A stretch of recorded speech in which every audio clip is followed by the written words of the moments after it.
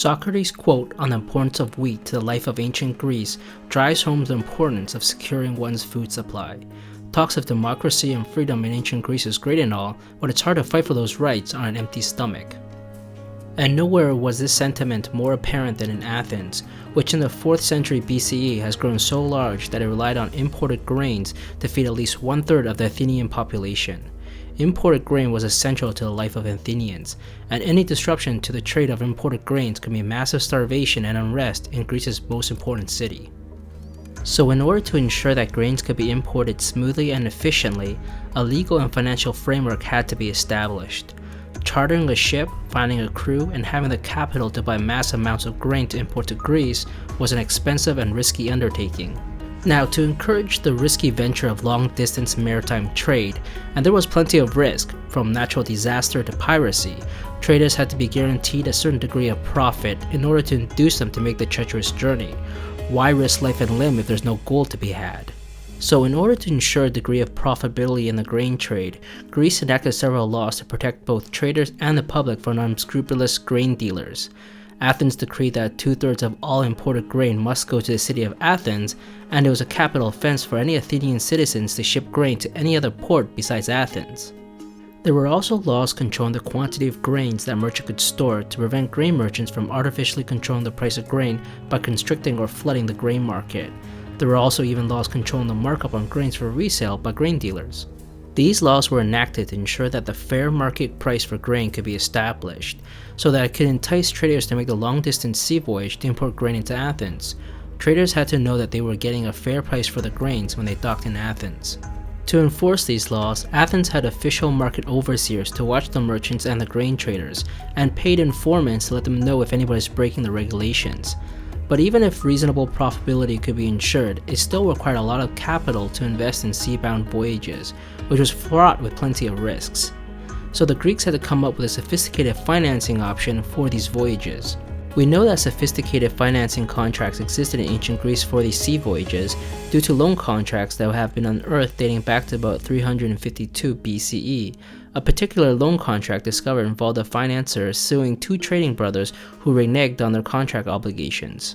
In the loan contract, it spelled out exactly which ports the ship was supposed to stop at, what is to be imported, and the quantity it is to be imported, interest payments on the loan, and interest rate penalties if the ship didn't sail by a particular time. However, a unique feature of these trading financing contracts was that the traders would be dissolved of their loan obligations if the ship sunk, which was known as the bottomry rule. This made sense because financiers were able to diversify their investment over many merchant voyages, and if 1 or 2 ships sunk, it wouldn't be the end of the world for them.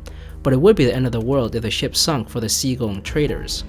Now, financiers of course demanded their return on investment on these financing loans. This particular loan contract set an interest rate of 20 to 30% on a successful voyage. This loan contract details how and why this financier was suing these 2 trading brothers. We can see that not only were there sophisticated financing occurring for these merchant sea voyages, but also legal enforcement of these financing contracts.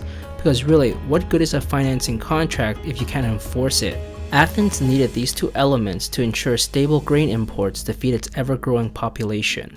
Financial legal disputes were prosecuted in the public by random jurors, typically 500 at a time for a day, the maximum length of a trial. Usually prosecutors and defendants would debate and argue for themselves, but wealthier individuals could hire educated wordsmiths to help them defend or prosecute in the court of law. Now, we can infer the financial education of the public must have been at a reasonable level because of the numbers of jurors involved in the court case and the sophisticated financial language they were using in court. To quote one court case that involved a nephew that was suing his uncle for mismanaging his inheritance.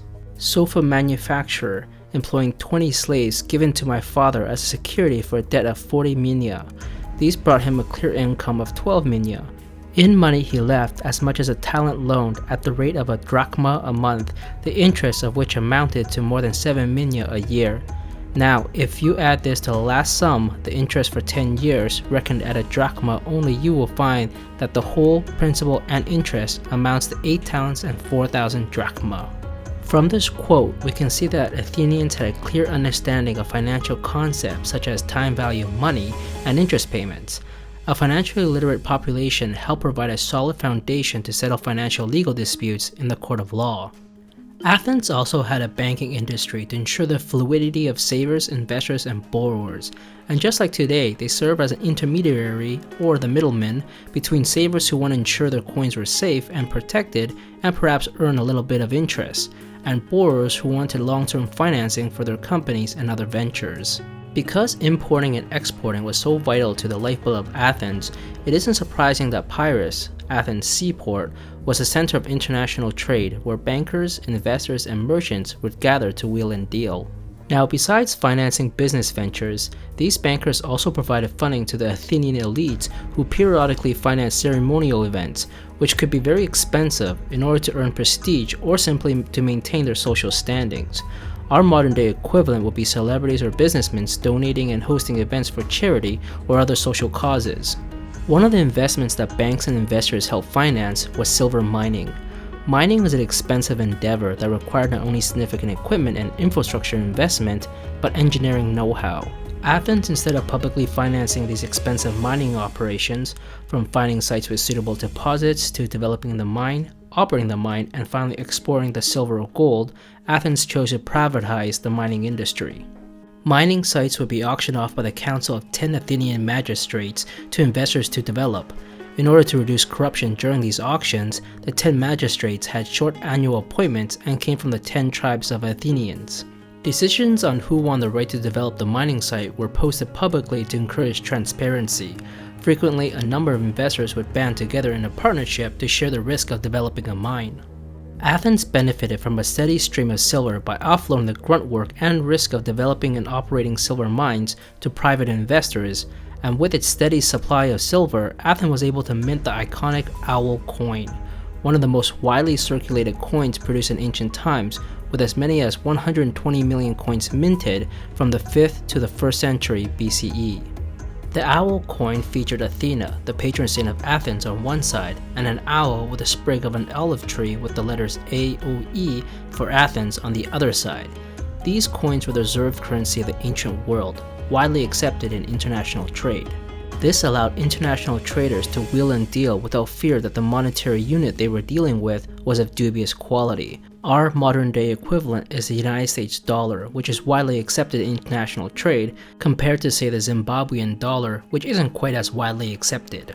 Having the ancient world's preferred currency helped Athens and Greece facilitate international trade, and the iconic owl coin could be found throughout Eastern Mediterranean and the Near East. Each owl coin was worth 4 drachmas, and the Athenians kept a war chest of 36 million drachmas in the Temple of Athena atop of the Acropolis. This war chest served as both a reminder of Athens' financial sophistication and economic might in the ancient world.